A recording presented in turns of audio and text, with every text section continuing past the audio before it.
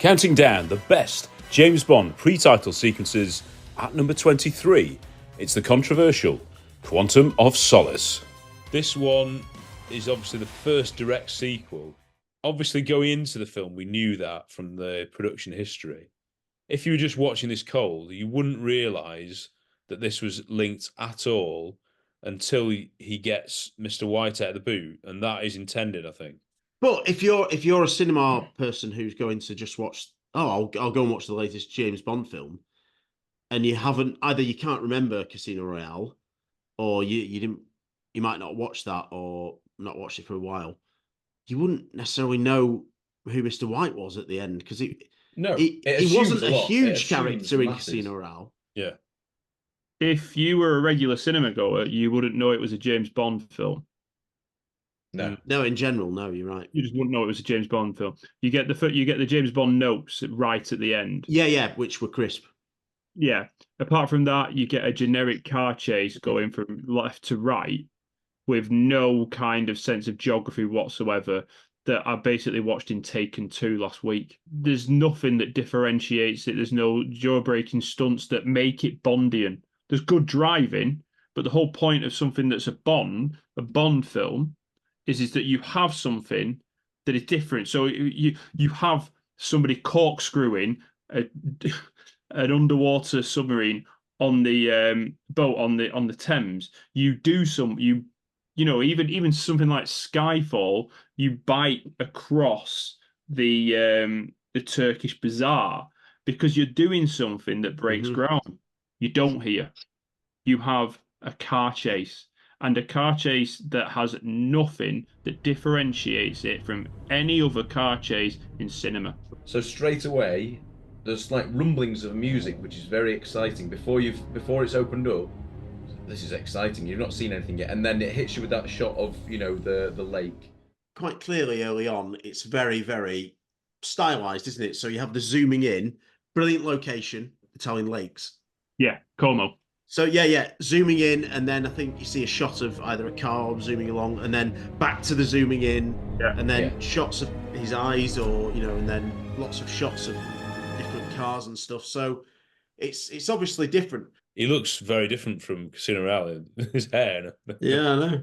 Got an absolute monkhead in this film. Yes, it's boy band. Yeah. It's pulsating when you get in there, and I know it's fast, but I don't lose a sense of what's going on. At least Daniel Craig's doing a few more things that suggest he's finding it difficult. Like I think there are more facial expressions, and in some ways, it's not an accurate statement, but in some ways, it feels like a step up from Casino Royale because it's a car chase. And I do think that final shot where the car spins off the cliff is pretty impressive, and that's just about the only Bond link there is, I'd say. Slightly disappointing execution of the final car. It does that thing where it tumbles down the hill, which coincides with where the road meanders, which is quite a Bond trope, but it only happens in a flash. You've had one Bond film under your belt, and the second one is quite important. Like, how does this go? So I think you can tell a bit of what's going on. They don't feel that Bond, really.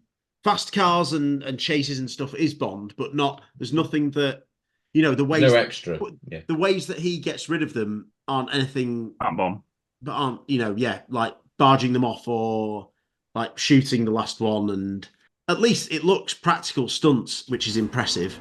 It's not that long. They end up in like a quarry or some... not a quarry, some building stuff. But if something goes downhill, it goes off-piste effectively, and it's good driving stunts. It does look good. Everything about this film is sand-coloured and gets standing with teeth watching it. There's no like sorting the suit out. There's no little quip here or there. It's not Daniel Craig as Bond.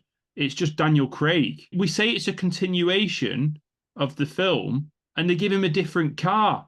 It's a completely different coloured car. And it's like, I know you've got to get your product placement and all the rest of it, but also audiences aren't idiots.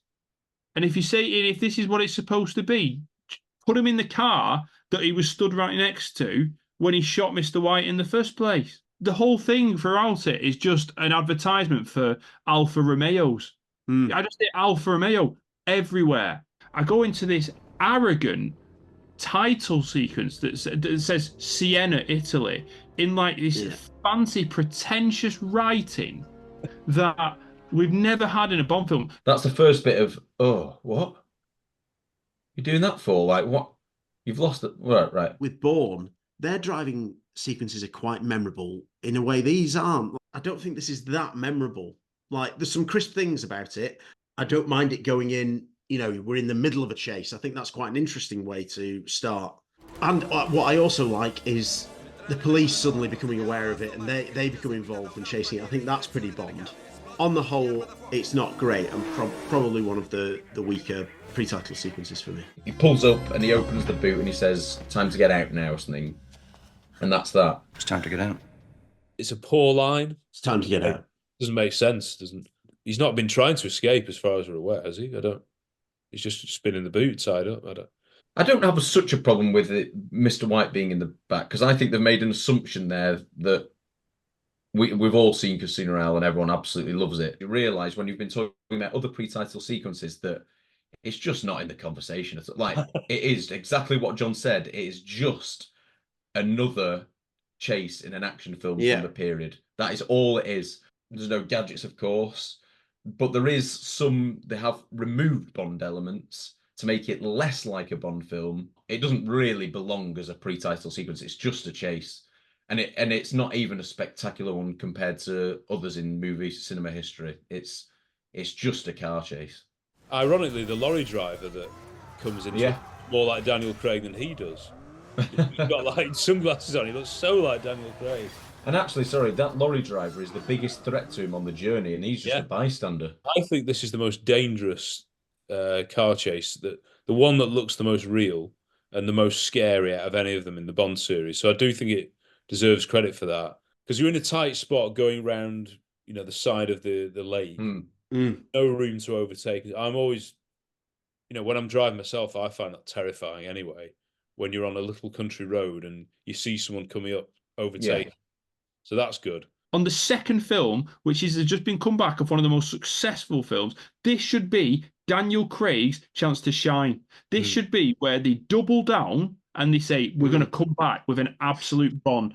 Bang. What are you getting here? You're getting nothing. You're getting something that every generic 2008 action film gives you.